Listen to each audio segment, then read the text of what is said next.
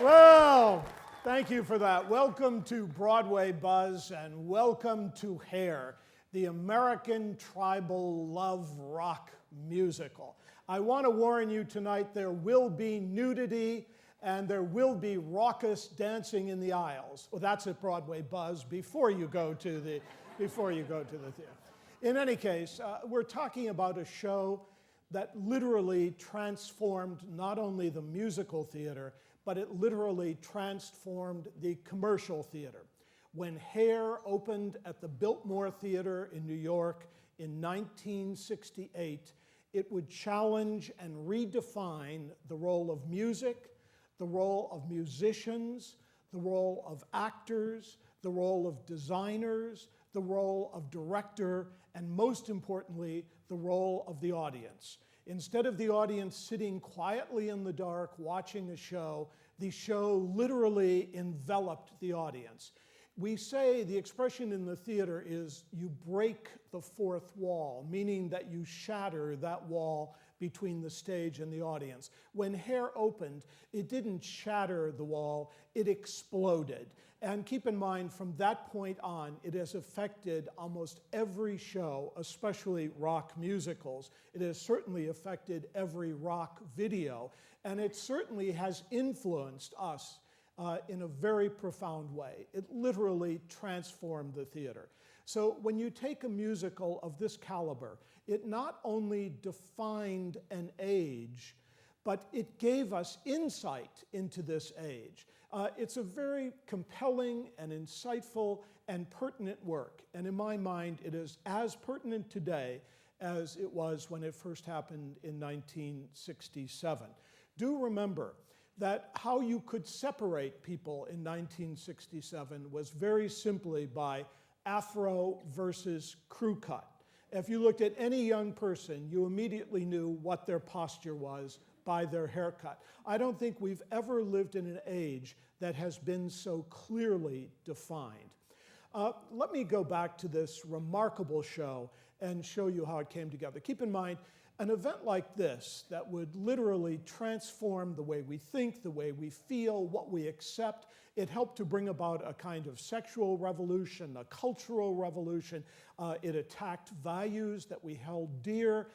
It was a very earth-shattering event. And of course, what gave it its celebrity when it first opened was the idea of the nude scene. To show you how times have changed, the mayor of New York was so outraged by the show opening in New York that he put full-page ads in the paper describing his disgust for the show. And now, when the show has just reopened, Mayor Bloomberg wore an afro and boogied with the cast on the stage. So times have significantly changed. So I'd like to sort of share with you how this explosion happened. And I'd like to give you a little background in terms of where this came from. It was brewing in the theater. First of all, what excited me most about Hair was the theatrical revolution that it really caused for us. So let me go back and sort of set the stage for you. In the 1950s, in post-war America, we were still watching Ozzie and Harriet, and we were still living in a very conservative world. And then suddenly we had beat poets who started to influence young people. And we had the work of Ferlinghetti and Ginsberg, and we had the creation of a sort of subculture that we called beatnik. And again, the quick line for that is everybody wore black, played bongo drums, and said, hey man, why bother? We're all going to die. The bomb is going to happen. And that was the very simplistic view of that whole movement. But that movement would literally transform thinking, and it would open the door for the kind of very creative and very original and sometimes very assaultive thoughts that would come out of theater like Hair. Okay, so Ginsberg and Ferlinghetti were best seen in little coffee houses. So if we just go to New York for a moment, in the late 50s, coffee houses started sprouting up all over the East Village in New York. And of course, folk singers would sing protest songs, and beat poets would stand and read about the end of the world. But it sort of generated in a subculture this idea that young people could find a way of protesting, or they could find a way of not being like everyone else. These same little coffee houses in the very early 1960s then would not only invite beat poets to read their poetry there, but they would invite young aspiring playwrights who were writing very offbeat plays that didn't have traditional structure, that didn't have traditional values, and they were giving them the opportunity of having a voice so they could be heard. So what started happening in literally off-Broadway, this is a term we use to describe a theater in New York, usually under 100 seats, and we really use the term theater in a very loose way. It could be a coffee house, it could be a choir loft, it could be a church basement, it could be a street corner or an alley. All of these places then would become suitable places for a kind of happening, we remember that old word, to occur, where someone would present something either through art, as with a poem or with the reading of a play, and then we would see what would happen in the mix between the performer and the audience. There were large numbers of wonderful coffee houses in the early 60s. Cafe Chino was one of the most famous, and Joe Chino was an outrageous and colorful character in the East Village who would let anyone who'd written a play perform it in his space. What developed in that period then was a more sophisticated approach to experimental theater. And of course, the high priestess of this whole off-Broadway movement was Ellen Stewart. Ellen Stewart opened what she called Café La Mama, and she was the mama, the La Mama of the cafe, where she would bring in young artists, nurture them, cultivate them, and give them a space to try their new ideas. All of this would be the basis for the explosion of hair. These coffee houses, these offbeat theaters, these unusual theater groups. There was a group called the Living Theater, and they performed all over America, and they didn't perform in a theater, they performed outside. And they appeared at the Harvard Oval, and they built this large scaffolding that represented Frankenstein. But in fact, what they really were doing was saying that America was Frankenstein, and our policies, especially in Indochina, were very suspect. And so it was really a very strong protest. The Living Theater was so controversial, and why I want to just talk about this for a moment. It was so controversial that when it was appearing at Harvard, there were about 4,000 young people and professors standing watching this group perform. And finally they said, why do we need passports? So they tore up their passports. And then they said, why do we need clothes? And this was a radical thought. So everybody took off their clothes in the company. They were all arrested. It made front page news all over America that they were released from jail. They went back to the Harvard Oval the next day. There were 10,000 people there. And when they got to the line, why do we have to wear clothes? Everyone took their clothes off. So this was one of the first happenings, and so this whole controversial idea of nudity and hair really has a long antecedent to it. Okay, so there were these groups. There were groups like the Bread and Puppet Theater. They would use oversized puppets to protest their feelings, especially about Vietnam as we started moving into the 60s, and about human liberation and sexual freedom. So the Bread and Puppet Theater, incidentally, still exists, and it's a very interesting theatrical form. But this would influence and set the groundwork for the creation of hair. Okay, so then there was this other group called the Open Theater, and the Open Theater was doing non-traditional, sort of non-verbal theater, and the idea was to break down structure.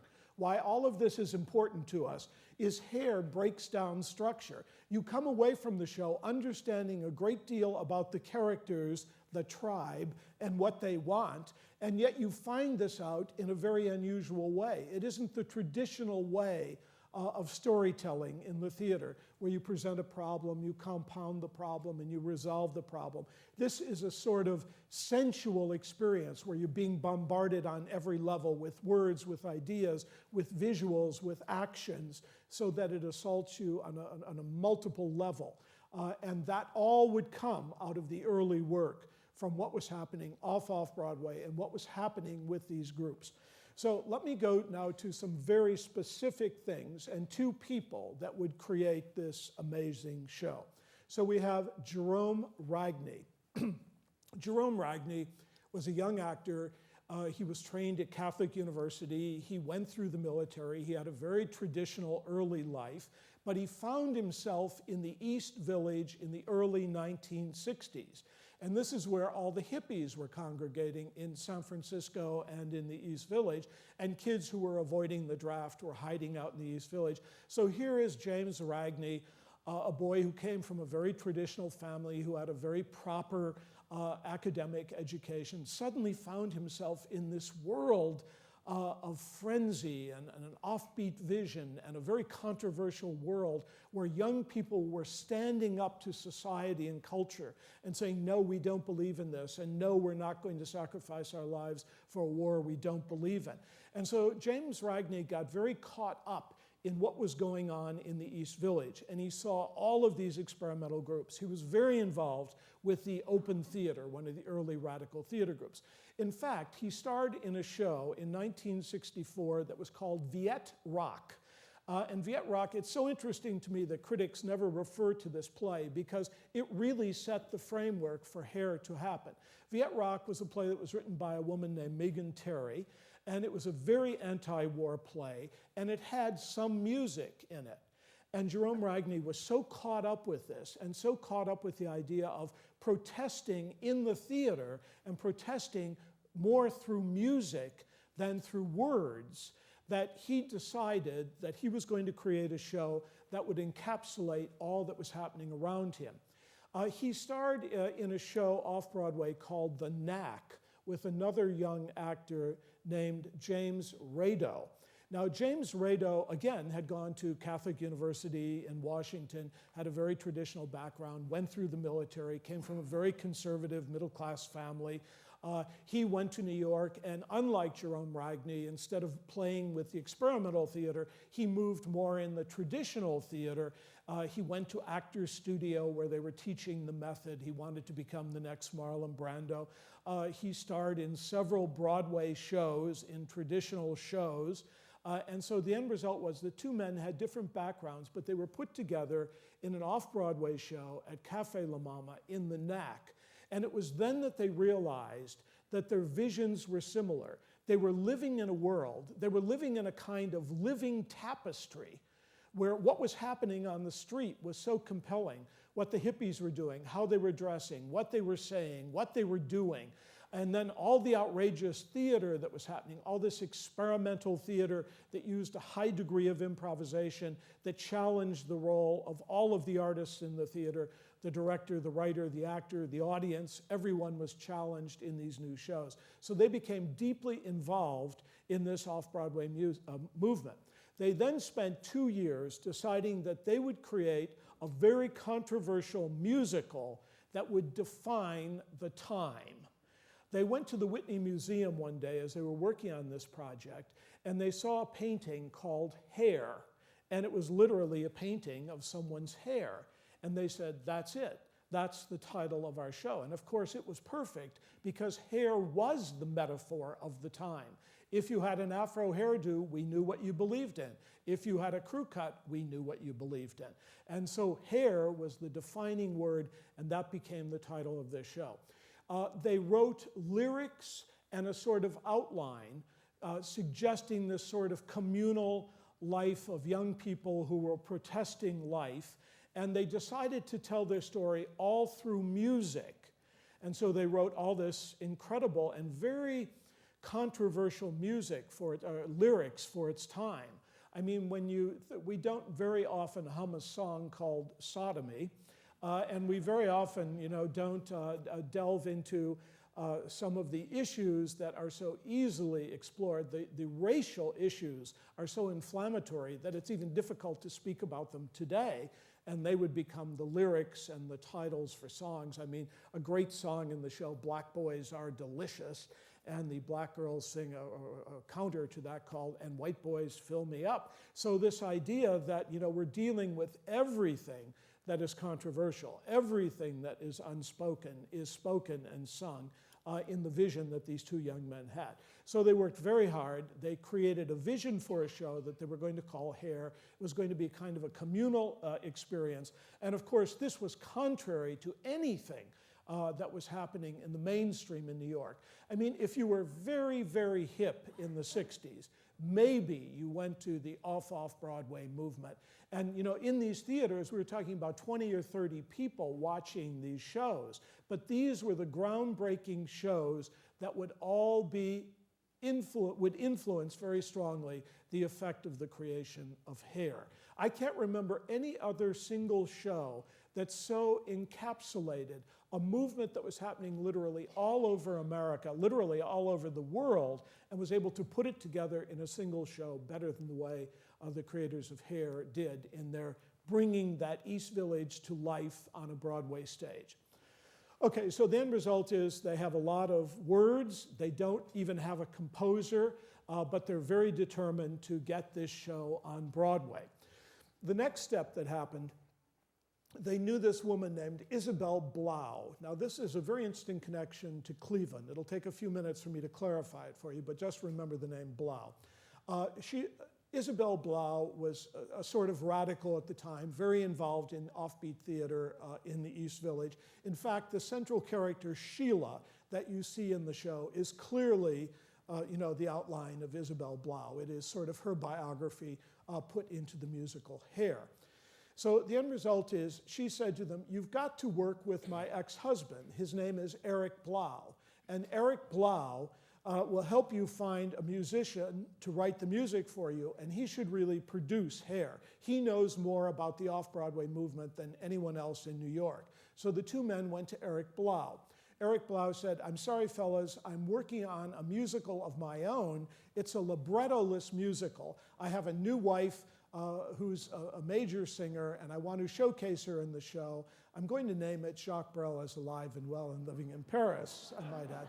And so in any case, he said, "I'm sorry, I can't produce your show for you, but let me introduce you to Nat Shapiro, who will find the composer for you." And Nat Shapiro is really the godfather, along with Eric Blau, of the creation of Hair. So the end result is the two young men go to Nat Shapiro. Nat Shapiro says, "I've got the perfect composer for you." So here are these two very hip fellows now. They've lived in the East Village for 2 years. They've taken on the total look of the East Village. Jerome Ragney now has an enormous afro, and James Rado has long hair. And so they go off to meet their would-be composer companion, and when they met him, he is a man in a suit and tie with 4 children living in Staten Island. And they go, "Oh, this is never going to work."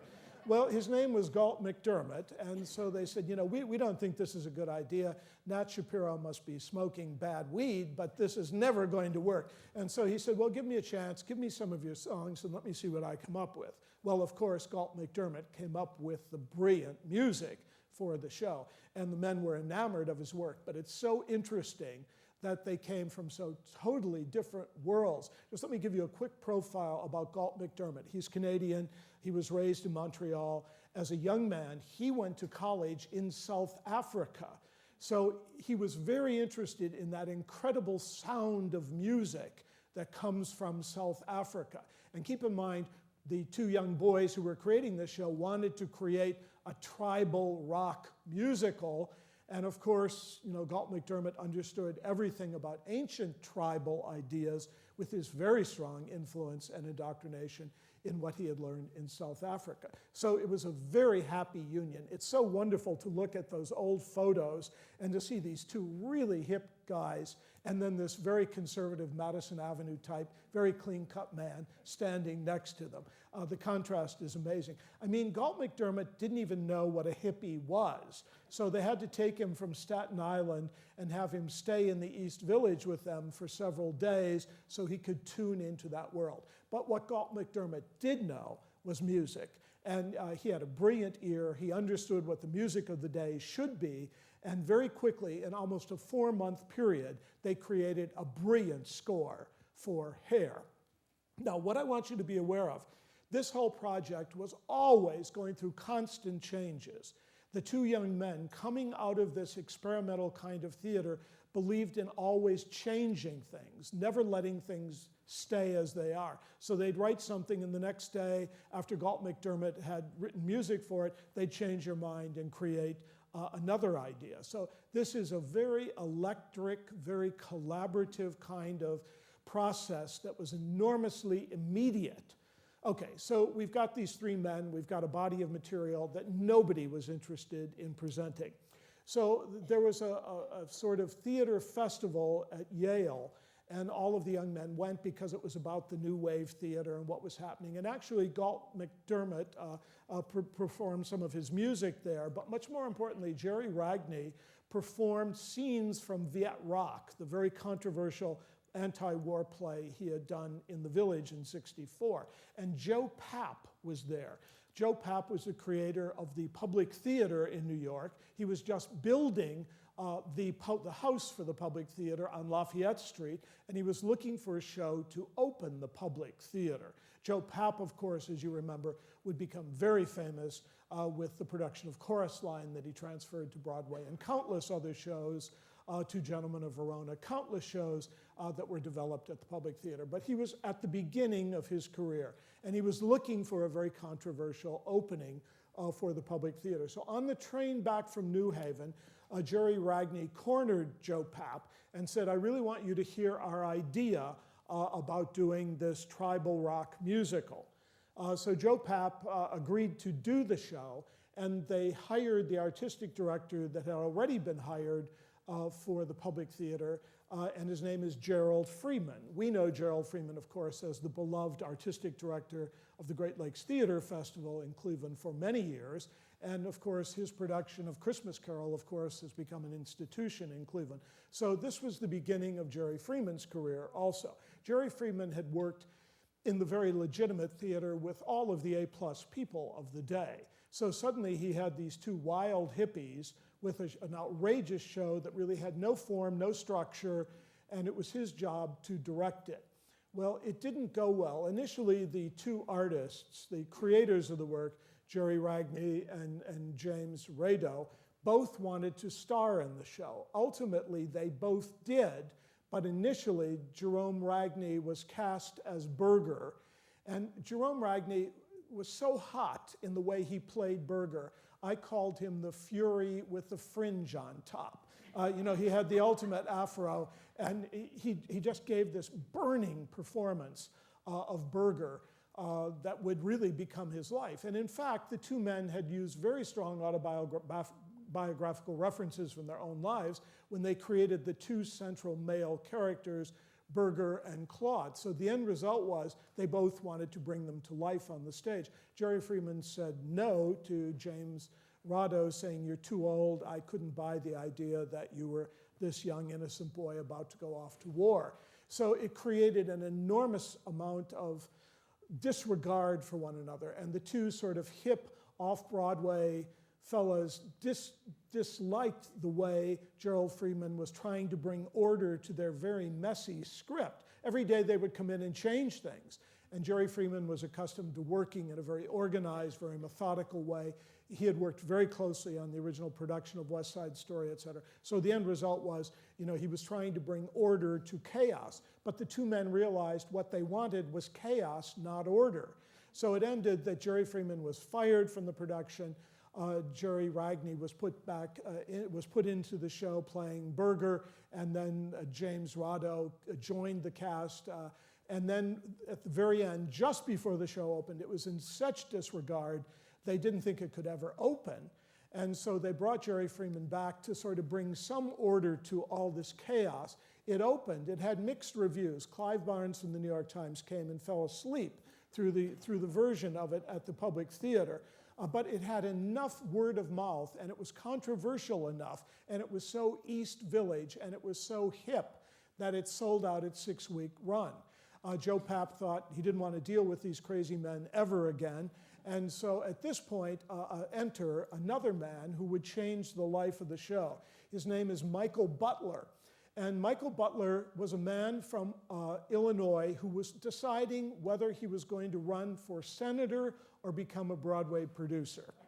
Well, He saw hair, he saw the poster and thought it was about American Indians because they look like Indians, and it said tribal, so he went to see it, and he fell in love with the show. And he said, I want the rights to the show. He went to Joe Papp and said, can I buy the rights for $50,000? He gave up his congressional career. Years later, when he was interviewed, the interviewer, it was Barbara Walters, and she said, well, you know, thank God you didn't go into politics, but thank God you went into the theater, because you literally you did better work in the theater than you could have done in politics. So the end result was that Michael Butler had the rights to the show. He moved it to the Cheetah, which was a nightclub, but it was a dance club. So people were going to this dance club to dance, not to see a show, so it was a disaster. It played there for a month. At that point, the show closed, and everyone thought the show was dead.